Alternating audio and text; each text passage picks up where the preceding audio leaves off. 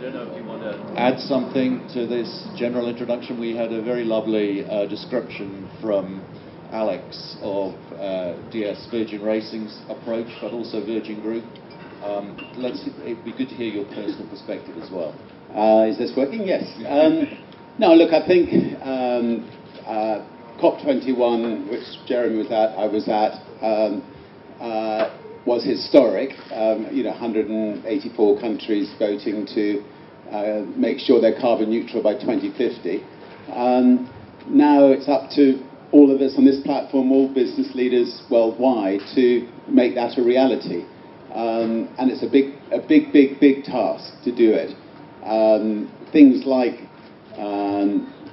our racing team and this wonderful formula, I think it's a step in the right direction. It's pushing innovation forward, and it's trying to get battery power better. It's trying to get all aspects of clean energy, as far as cars are concerned, improved. And we need that to take place in every sector.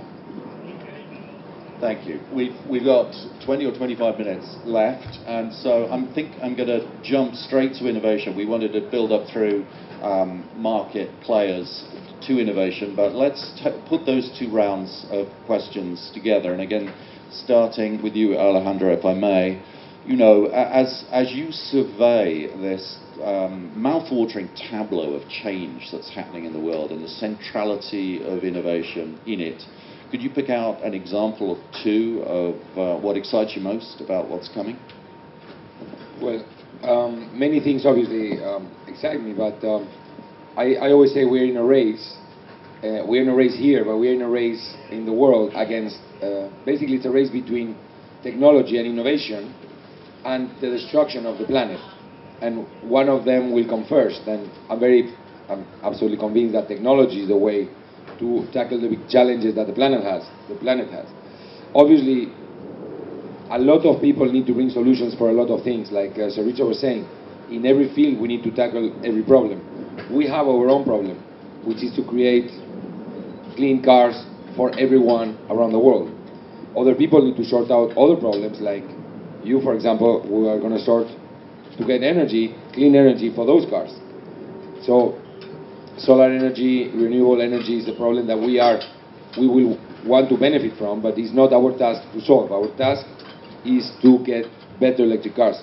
So for me, faster recharge and wireless recharge, better batteries that will completely change the motor industry, the car industry, because once the batteries have double or triple or multiply by 10 the capacity, you will not need to charge your phone for a month. That will be nice. And you will be able to drive your electric car for a week. And then nobody will remember. I mean, we will look back, maybe, hopefully us, but definitely our children will look back and think of the time of of combustion cars as the time where you could smoke in a plane. Nobody thinks we can smoke in a plane now. It's something unimaginable. But I remember when they were offering cigars in a plane. Not cigarettes, cigars. So, the world changes, and the perception changes, and our children will look back, and these cars with a chemical reaction to produce the movement of the car will be something of the past. So that's what really excites me about the future. Yeah, I have a follow-up question about that I think is really interesting. I mean, it's all so exciting, but we have a relatively limited number of major commercial plays being played right now, and I'm fascinated by your thoughts about what's happening at Tesla. Here we have the first company saying, you know what, this isn't just about EVs, it's about batteries and buildings, it's about future interconnected energy and all the rest of it, and it's about solar. And so he's attracted a lot of Mr. Musk, attracted a lot of criticism from analysts for going for a solar company to complete the team, if you use my analogy of the football team, with the attack, the midfield and the defence, and the people on the bench with the digital future coming. How important is it that that kind of enterprise succeeds, and how does it interface with the prospects of Formula E delivering to the full extent of its potential? So what I think is important is that Elon Musk just keeps going.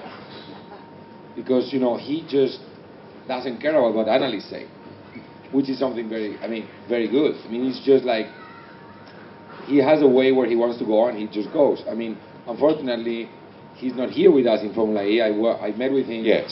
I met with him and tried to convince him to come.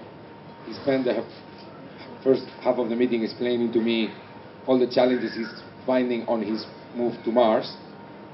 So I was like, you know, fine, good luck with moving to Mars.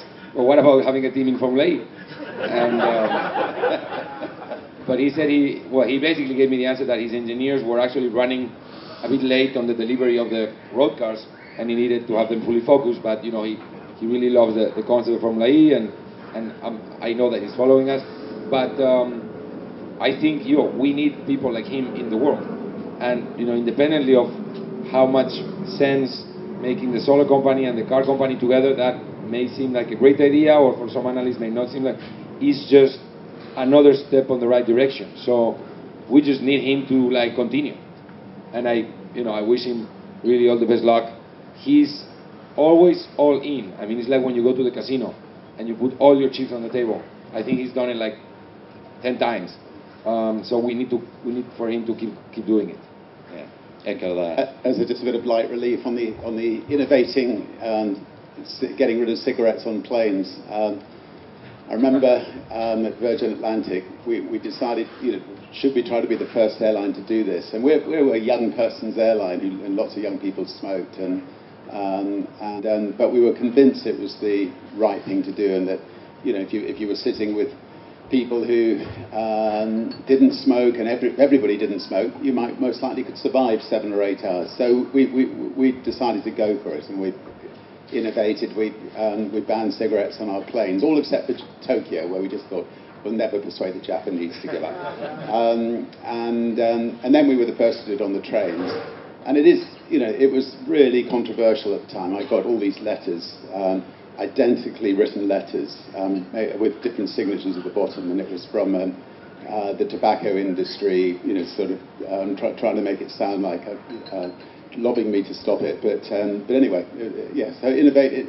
Just wanted to follow up, just a bit of fun.